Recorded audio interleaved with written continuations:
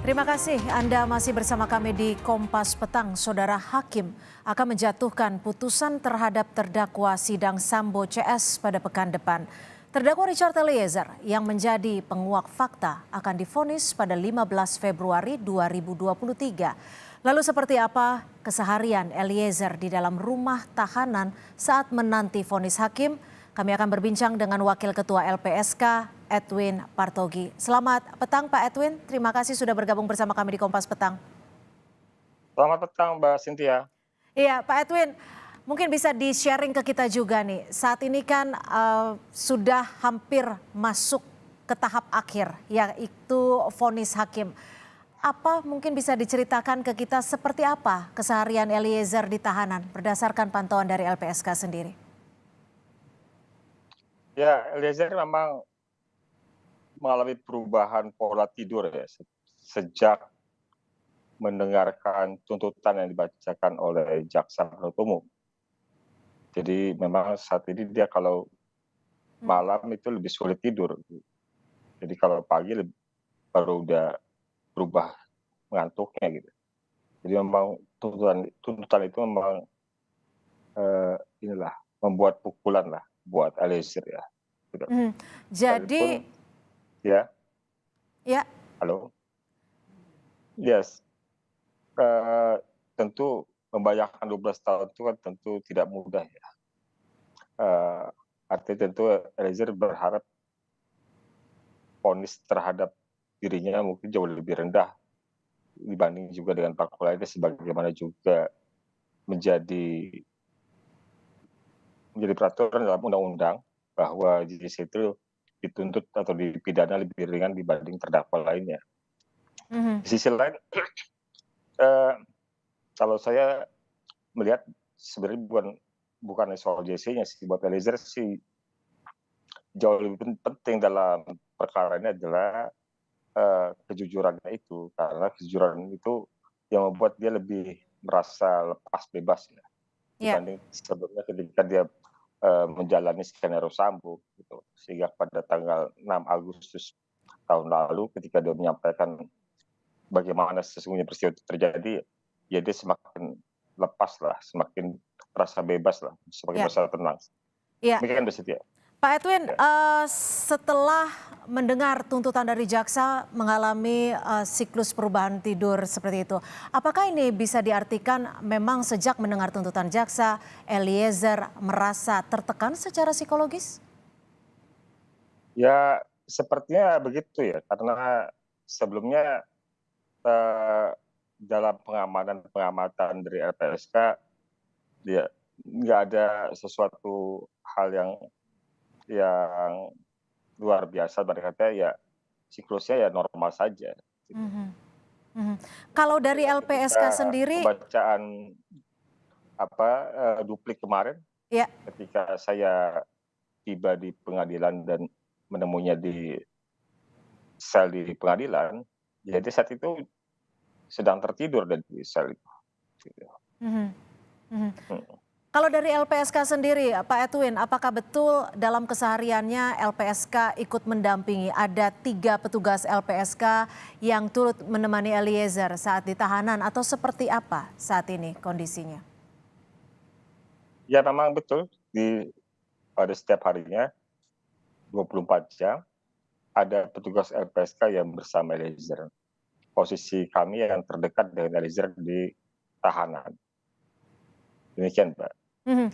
Artinya 3 orang ini secara bergantian ikut menemani Eliezer dan memastikan keamanan Eliezer, seperti itu? Ya tentunya karena untuk kepentingan memastikan keamanan dari Eliezer, kami menempatkan orang di dalam rutan. Tapi Mhm. kalau soal jumlahnya nggak bisa kami sebutkan. Oke. Nah, Pak Edwin, kalau untuk bentuk dari pendampingannya ini seperti apa? Khususnya di hari-hari mendekati sidang vonis yang akan digelar pada 15 Februari mendatang. Ya memang kan yang sudah diputuskan dan diberikan oleh LPSK itu pertama perlindungan fisik. Perlindungan fisik itu berupa yang tadi kita bicarakan, pengamanan dari LPSK langsung di dalam rutan, ya. Mhm. Kemudian juga ada pendampingan, pemenuhan hak prosedural atau pendampingan proses hukumnya dari proses penyidikan sampai dengan proses pemeriksaan di persidangan. Kami juga terus memantau kesehatan fisik ya, termasuk psikis, termasuk Mhm. juga kami memberikan fasilitasi rohaniawan kepada Eliezer gitu. Mhm. Dan selama di tahanan, Eliezer hanya makan makanan yang disediakan oleh LPSK. Hanya makan makanan yang disediakan oleh LPSK, seperti itu ya, Pak Ya, Edwin ya? ya, ya. Oke, apakah ini salah satu bentuk dari keamanan yang menjadi jaminan dari LPSK? Ya tentu, tentu ya. Walaupun Eliezer sendiri sebagai tahanan dia kan mendapatkan jatah makan ya. Mhm. Tetapi untuk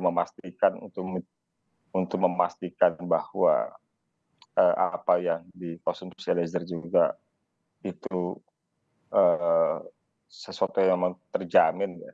Iya, Ya, kami untuk memastikan itu ya kami yang memberikan makanan ya. baik.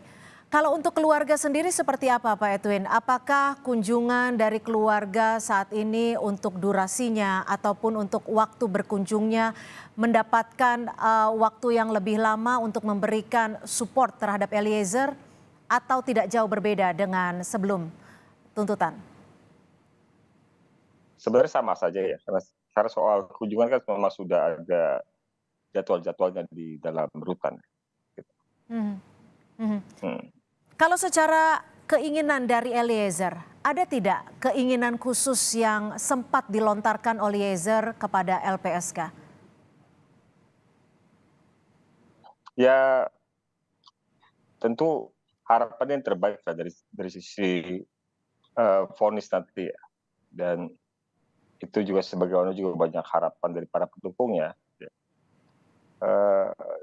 Mhm, Eliezer orang yang menurut kami memang cukup matang, tenang ya.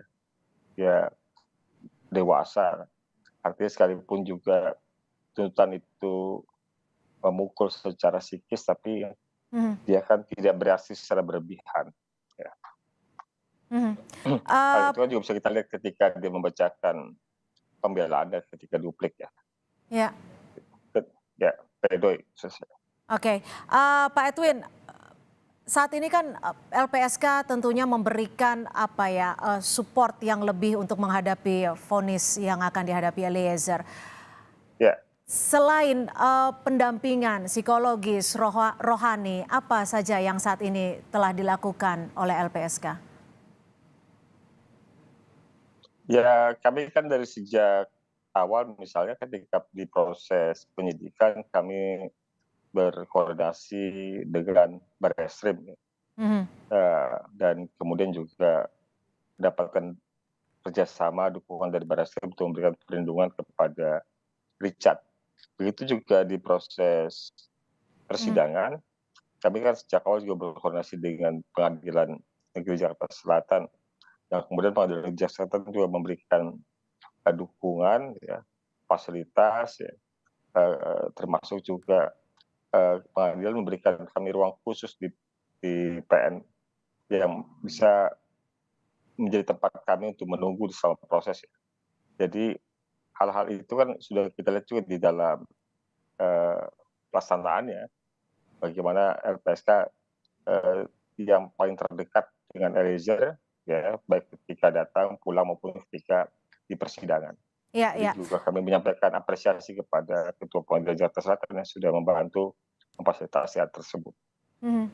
Pak Edwin, kalau apa yang sudah disampaikan atau di-sharing oleh Eliezer kepada LPSK, dukungan dari masyarakat, ada juga Eliezer Angel, ada pula teman-teman satu lettingan yang ikut hadir dalam persidangan. Ini cukup membantu secara psikologis bagi Eliezer?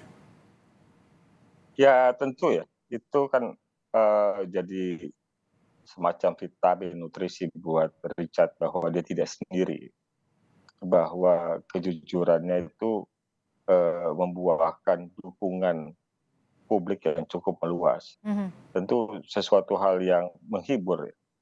Dan itu juga menjadi salah satu doa karena dukungan itu kan disampaikan oleh banyak kalangan ya, baik berupa kehadiran secara fisik maupun yang non fisik, ada surat, ada kita bisa baca di semua sosial media, bagaimana pandangan para pendukung Richard ya.